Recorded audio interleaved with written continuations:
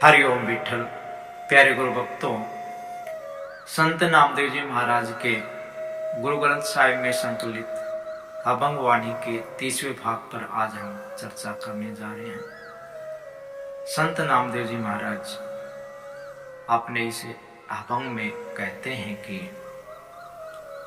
आनिले कागद काटिले गुड़ी आकाश मदे भरमिले पंच जनाशु बात बतौआ चित सु डोरी राखिले मन राम नामा भेदिले जैसे कनिक कला चित मांडिले आनिले कुंभ भराइले उतक राजकुआरी पुरंदरिये हसत विनोद विचार करती है चित सु घगरी राखिले मंदरु एक द्वार 10 जाके गौ चरावन छाड़िले 5 कोस पर गौ चरावत चित सु बछड़ा राखिले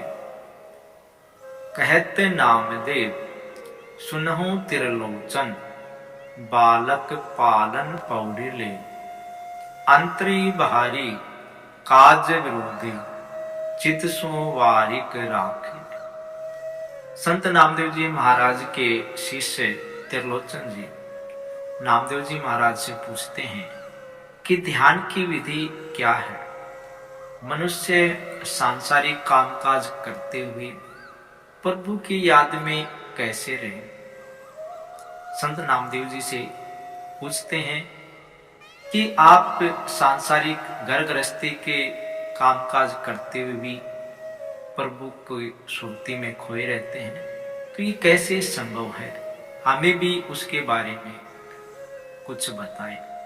इस पर संत नामदेव जी महाराज कहते हैं कि हे त्रिलोचन, जैसे सुनार का ध्यान अन्य दूसरे लोगों से बातचीत करते हुए भी कुठाली में पड़े हुए सोने में रहता है, वैसे ही मेरा ध्यान भी विठल भगवान में रहता है। हे त्रिलोचन, जैसे कागज की पतंग को आसमान में उड़ाते हुए बच्चा अपने साथियों के साथ गप्पे मारते रहता है, पर उसका ध्यान पतंग पर टिका रहता है। हे त्रिलोचन, जैसे पनिहारी अपने सिर पर पानी का घड़ा भरकर लाते हुए रास्ते में अपनी सहेलियों के साथ हंसी मजाक की बातें करते हुए चलती है, पर उनका ध्यान अपने अपने घड़े में रहता है। हे त्रिलोचन, जैसे गौएं 5 कोस दूर जाकर चरती है, पर उनका ध्यान अपने बछड़े में रहता है, वैसे ही 10 इंद्रियों वाले इस शरीर में मेरी ज्ञान इंद्रियां शरीर के निर्वाह के लिए कामकाज करती है, पर मेरी सुरती अपने प्रभु चरणों में ही लगी रहती है।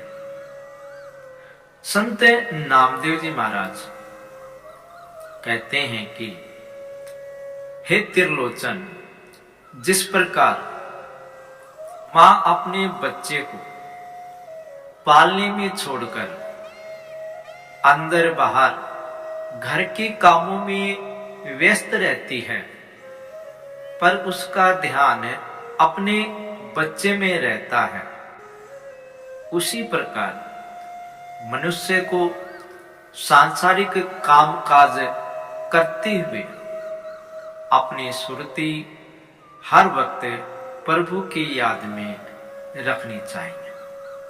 हरिओम विठल।